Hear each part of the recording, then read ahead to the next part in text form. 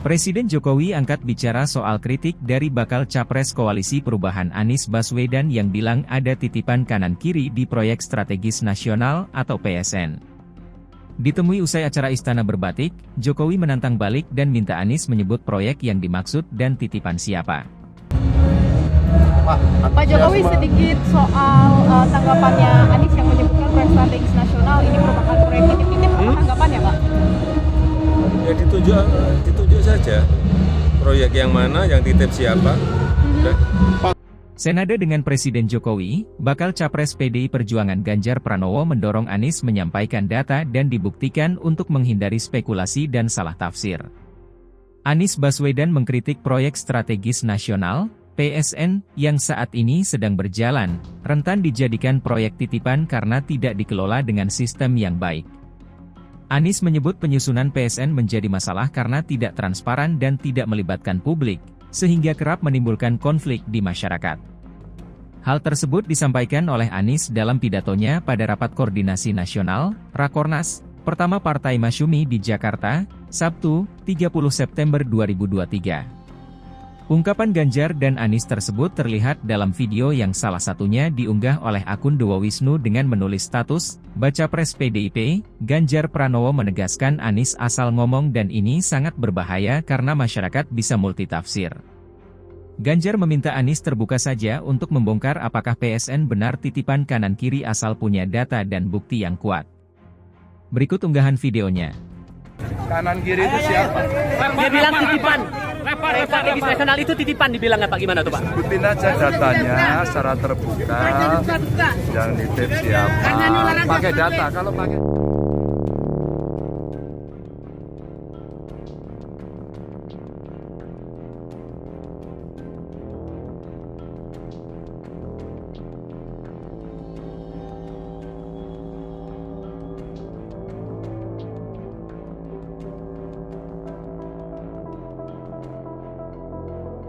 ketika saya ditanya tentang PSN, Pak, program strategis nasional.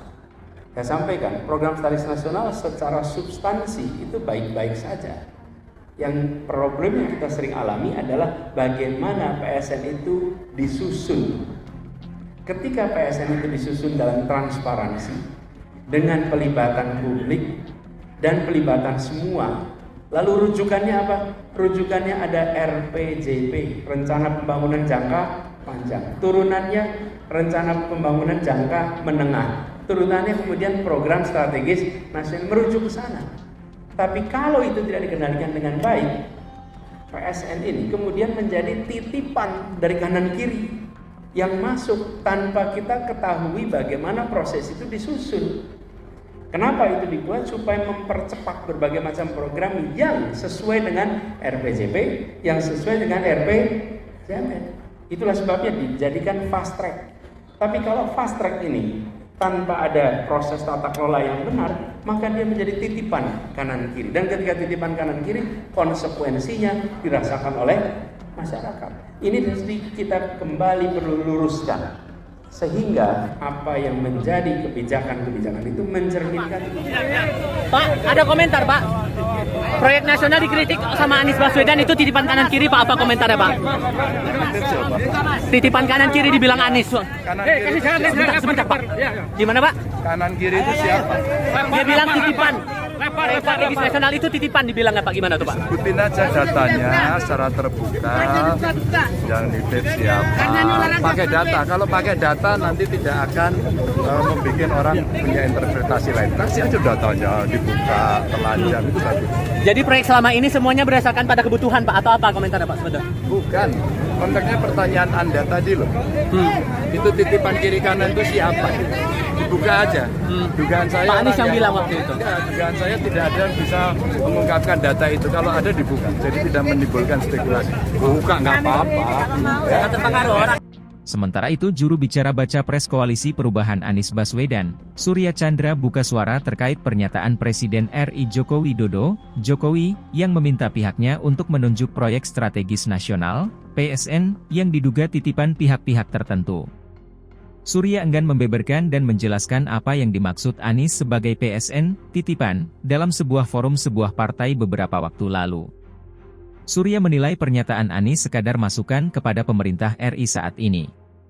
Itu mestinya pemerintah sendiri yang bisa menjelaskan mana saja yang memang memenuhi syarat regulasi dan kepantasan untuk masyarakat, ungkap Surya kepada cnnindonesia.com melalui pesan tertulis, Senin, 2 Oktober 2023. Masukan Anies lebih pada kebijakan, imbuh ex-Wamen ATR, BPN itu. Surya menilai Anies melontarkan pernyataan tersebut untuk menyoroti potensi pelanggaran keadilan masyarakat di balik pembangunan PSN yang masif di era pemerintahan Jokowi. Terlebih, menurut Surya, pemerintah memiliki kewenangan untuk melakukan pembangunan PSN secara paksa jika mempunyai alasan yang mendesak. Ketika pemerintah ingin ada PSN di suatu lokasi, sekalipun ada keberatan dan penolakan, masyarakat tetap tidak bisa menghalangi niat pemerintah tersebut melalui mekanisme ganti rugi yang dipaksakan melalui konsinyasi di pengadilan, jelas Surya. Surya menyebut Anies berpandangan pembangunan PSN hanya berdampak baik jika dilakukan dengan komunikasi yang baik dan atas dasar ilmu pengetahuan. Bagi Anies Baswedan, PSN itu bagus kalau memang dilaksanakan melalui pendekatan yang saintifik, berbasis ilmu pengetahuan, publik ikut mengawasi dan terlibat sejak dari penentuan dan penunjukan lokasinya, jelas Surya. Surya kemudian menyinggung proyek food estate di Kalimantan hingga destinasi super prioritas di Labuan Bajo sebagai contoh PSN yang dilakukan tanpa komunikasi masyarakat yang baik.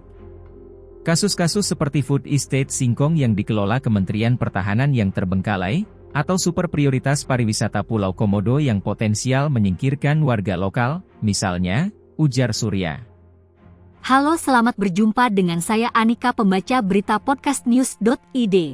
Saksikan terus konten-konten menarik dari kami. Jangan lupa subscribe, like dan komen. Terima kasih.